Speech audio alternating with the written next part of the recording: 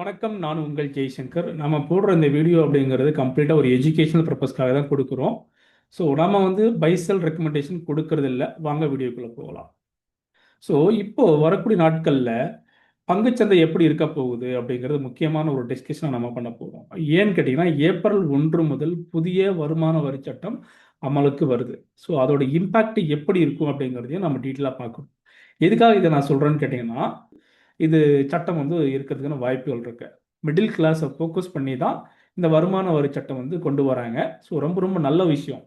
So இதனால் வந்து என்ன ஆகும்னு கேட்டிங்கன்னா மக்கள்கிட்ட எக்ஸ்ட்ராவாக வந்து மணி ஃப்ளோ வரதுக்கான சான்சஸ் இருக்குது. ஸோ அப்போ என்ன பண்ணுவான்னு கேட்டிங்கன்னா இவங்க மார்க்கெட்டில் வந்து இன்வெஸ்ட்மெண்ட் பண்ணுறதுக்கான சான்சஸ் இருக்குது. அதுலேயும் பர்டிகுலராக வந்து FMCG and auto sector, automobile industry இதெல்லாம் இருக்கு இல்லைங்களா, இந்த மாதிரியான செக்டார்ஸில் வந்து ரீட்டைலர்ஸ் வந்து ஃபோக்கஸ் பண்ணுறதுக்கு வாய்ப்புகள் இருக்குது. அப்போ எக்கனாமி வந்து பாசிட்டிவ் ஆகிறதுக்கும் சான்சஸ் இருக்கு. ஸோ இதனால தான் நான் என்ன சொல்ல வரேங்கிட்ட மார்க்கெட் ஓரளவுக்கு நமக்கு ரெக்கவரி ஆகலாம் அப்படிங்கிறது என்னுடைய கணிப்பு.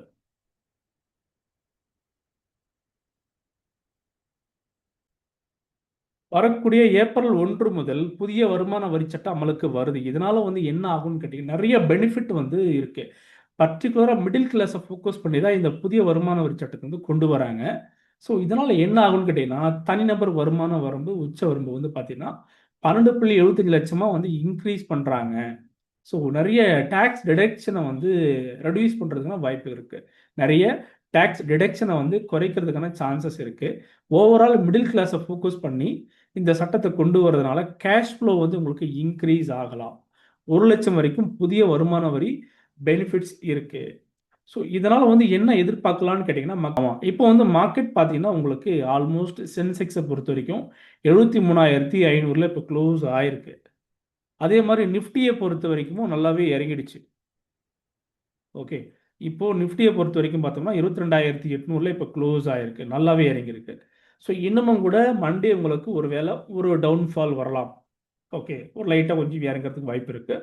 200 அல்லது 300 பாயிண்ட் ஒரு டவுன்ஃபால் வந்து நம்ம எதிர்பார்க்கலாம். இந்த இடத்துல மிக முக்கியமான ஒரு சப்போர்ட் லெவல் இருக்குது. நம்ம கொடுக்கக்கூடிய இந்த வீடியோ அப்படிங்கிறது கம்ப்ளீட்டாக ஒரு எஜுகேஷனல் பர்பஸ்க்காக தான் கொடுக்குறேன். ஸோ நல்லா புரிஞ்சுக்கோங்க. ஸோ இந்த 22,500 அல்லது அதற்கும் கீழே பார்த்தோம்னா இந்த இடத்துல ஒரு சப்போர்ட் இருக்குது 22,200.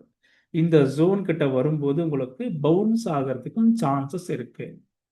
ஏன்னா ஏப்ரல் 1 முதல் இந்த புதிய வருமான வரி சட்டம் உங்களுக்கு அமலுக்கு வர்றதுனால நமக்கு வந்து பங்குச்சந்தையில் நிறைய பாசிட்டிவான விஷயங்கள் நடக்கிறதுக்கு வாய்ப்புகள் இருக்கு. ஃபண்டமெண்டலாக நம்ம அந்த விஷயத்த பார்த்துட்டோம்.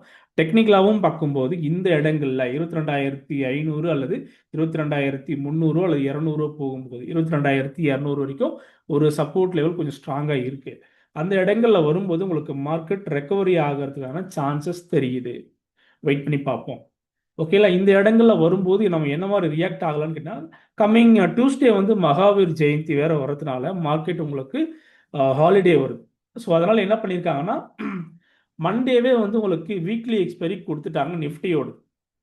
புரியுது இல்லையா? நிஃப்டி வந்து உங்களுக்கு மண்டே வீக்லி எக்ஸ்பைரியாக கொடுத்துட்டாங்க. அதே மாதிரி கம்மிங் ஃப்ரைடே வந்து உங்களுக்கு குட் ஃப்ரைடேவும் இருக்கு. அன்னைக்கும் மார்க்கெட் வந்து ஹாலிடே தான். பட் வியாழக்கிழமை ஆஸ் யூஷுவலாக வந்து வீக்லி எக்ஸ்பைரி கொடுத்துருக்காங்க. ஸோ இந்த வாரம் உங்களுக்கு 2 நாள் வந்து மார்க்கெட் ஹாலிடே வரதுனால மார்க்கெட் கொஞ்சம் ரெக்கவரிக்கும் சான்சஸ் இருக்கு, மறந்துடாதீங்க. ஒரே ஒரு விஷயம் தான் நான் பண்ண போறேன். நான் இப்போ சொல்லக்கூடியது டெக்னிக்கலான விஷயங்கள் தான்.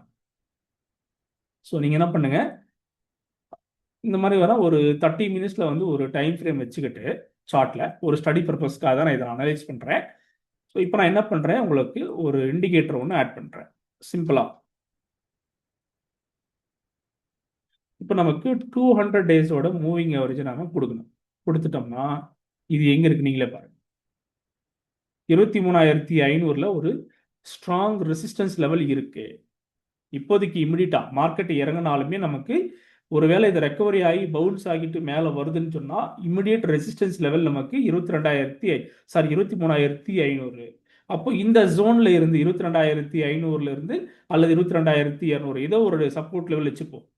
இந்த ஜோன்ல இருந்து நமக்கு இமிடியட்டா வந்து 23,500 அப்படிங்கிற முக்கியமான ஒரு ரெசிஸ்டன்ஸ் லெவல் இருக்கு. அப்போ நம்ம எதிர்பாருங்க, கொஞ்சம் நீங்க யோசிச்சு பார்க்கலாம். ஈஸியா வந்து நம்மால ஒரு 1000 பாயிண்ட்ஸை வந்து கேட்ச் பண்றதுக்கான வாய்ப்புகள் இருக்கு. மேபி அதை ரெக்கவரி ஆச்சுன்னா அவ்வளவு தூரம் வந்து மேலே பவுன்ஸ் ஆகிறதுக்கும் சான்சஸ் இருக்கு. அப்போது நீங்கள் நல்லா வந்து யோசித்து நீங்கள் தான் பிளான் பண்ணணும். ஒருவேளை நீங்கள் ஆப்ஷன் ட்ரேடராக இருந்தால், இன்ட்ராடே பண்ணக்கூடிய ஆட்களாக இருந்தால், ஸ்டாப் லாஸ் இதெல்லாம் வந்து மெயின்டைன் பண்ணிக்கிட்டு உங்களுடைய மார்க்கெட் ரிஸ்க் என்ன அப்படிங்கிறத மெயின்டைன் பண்ணிக்கிட்டு நீங்கள் ஃபோக்கஸ் பண்ணுங்க. ஓகே, யாருக்குமே இங்கே வந்து சஜஷன் கிடையாது. ஒருவேளை இந்த மார்க்கெட் இங்கே எங்கேயாச்சும் ரெக்கவரி ஆனால் மட்டும் இந்த விஷயங்கள் வந்து நம்ம எதிர்பார்க்கலாம். அப்படி இல்லைன்னா மறுபடியும் கூட மார்க்கெட் கீழே இறங்குறதுக்கு சான்சஸ் இருக்குது. ஸோ வெயிட் பண்ணி பார்ப்போம்.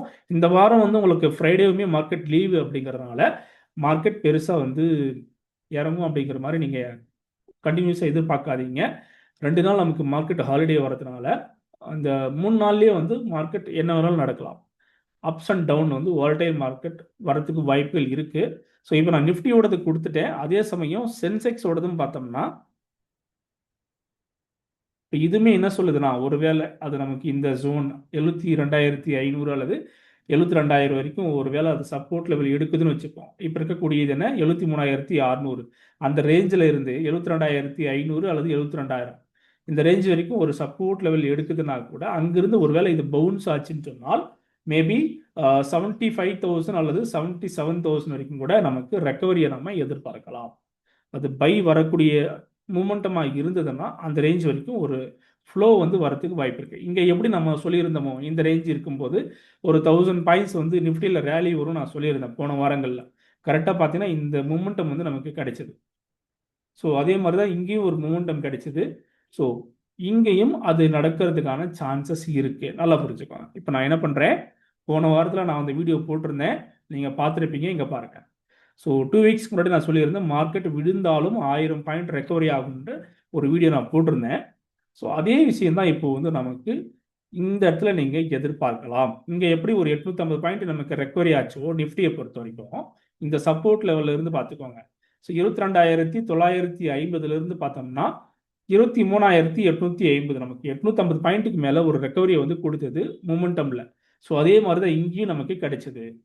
ஒரு சப்போர்ட் லெவலில் இருந்து 22,500 இருந்து பார்த்தோம்னா 23,450. அப்போது 900 பாயிண்ட் அப்படிங்கிறது நமக்கு ஈஸியாகவே கிடைச்சிது. அதே மாதிரி தான் மறுபடியும் கூட இந்த மொமெண்டம் வந்து நம்ம திரும்பவும் எதிர்பார்க்கலாம் அப்படிங்கிறது என்னுடைய கணிப்பு. இங்கே பார்த்துக்கோங்க. இப்போ நான் என்ன பண்ணுறேன், இங்கே எப்படி உங்களுக்கு மார்க்கெட் ஒரு ரெக்கவரியை கொடுத்ததோ சேம் அதே தான் வந்து இப்போவுமே நாம் எதிர்பார்க்கலாம். ஓகே, இந்த இடங்களில் வரும்போது மறுபடியும் கூட நமக்கு ஒரு ரெக்கவரி வரும் அப்படிங்கிற மாதிரியான ஒரு வியூ இருக்குது, நான் எதிர்பார்க்குறேன்.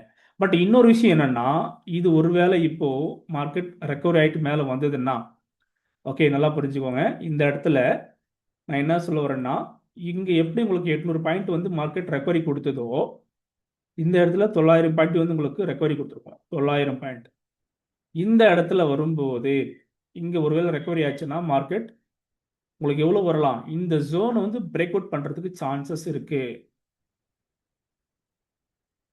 இந்த ஹையை வந்து பிரேக் அவுட் பண்ணுறதுக்கு சான்சஸ் தெரியுது. வெயிட் பண்ணி பாருங்கள். அப்போது நமக்கு எத்தனை பாயிண்ட் வந்து ஒருவேளை இது ரெக்கவரி ஆச்சுன்னா ஸ்ட்ராங்காக ரெக்கவரி ஆகுது அப்படிங்கிற பட்சத்தில் 22,200 அல்லது 300 அந்த ரேஞ்சிலேருந்து ஒரு வேளை ரெக்கவரி ஆச்சுன்னா நமக்கு இங்கேயுமே நமக்கு எத்தனை பாயிண்ட் வருங்க, இங்கேயே நமக்கு ஒரு 1000 பாயிண்ட்ஸ் வந்து ரெக்கவரி ஆகிறதுக்கு சான்சஸ் தெரியுது. அப்படி இல்லைன்னா மார்க்கெட் தொடர்ந்து இறங்குதுன்னு சொன்னால் அடுத்தடுத்த சப்போர்ட் லெவலுக்கும் அது போகிறதுக்கும் சான்சஸ் இருக்குது. வெயிட் பண்ணி பாருங்கள். ஸோ இதுதான் நான் உங்களுக்கு சொல்லணும்னு நினச்சிக்கிட்டு இருந்தேன். வரக்கூடிய நாட்களில் 2 டேஸ் வந்து மார்க்கெட் ஹாலிடே இருக்குது. ஸோ மண்டே வந்து வீக்லி எக்ஸ்பைரி, அடுத்ததாக வந்து வியாழக்கிழமை உங்களுக்கு சென்செக்ஸோட வீக்லி எக்ஸ்பைரி வரதுனாலையும் ஏப்ரல் 1ஆம் தேதியும் வந்து உங்களுக்கு புதிய சட்டம் வந்து கொண்டு வராங்க. இதனால் நிறைய பெனிஃபிட் வந்து மார்க்கெட் கம்பெனி இருக்குது. ஸோ அப்போ நமக்கு மணி ஃப்ளோ வந்து மார்க்கெட்டுக்குள்ளே வந்துச்சுன்னு சொன்னால் மார்க்கெட் ரெக்கவரி ஆகலாம். வெயிட் பண்ணி பாருங்கள். முடிஞ்ச வரைக்கும் நம்முடைய கோர்ஸில் நீங்கள் ஜாயின் பண்ணிக்கோங்க. நிறைய விஷயங்களை நம்ம சொல்லித்தரோம். கிளைண்ட்டுங்களுக்கு நிறைய நம்ம ஃப்ரீயாக நிறைய விஷயங்களை ஷேர் பண்ணுறோம். இதுதான் நம்முடைய கோர்ஸு. வேணுங்கிறவங்க நீங்கள் ஜாயின் பண்ணிக்கலாம். காண்டாக்ட் பண்ணுங்கள், நம்பர் கொடுத்துருக்கேன். ஓகேங்களா? முடிஞ்ச வரைக்கும் உங்களுடைய ஃப்ரெண்ட்ஸ் அத்தனை பேருக்கும் ஃபார்வர்ட் பண்ணுங்கள். டவுட் எதுனா இருந்தால் கால் பண்ணி கேட்கலாம். நன்றி.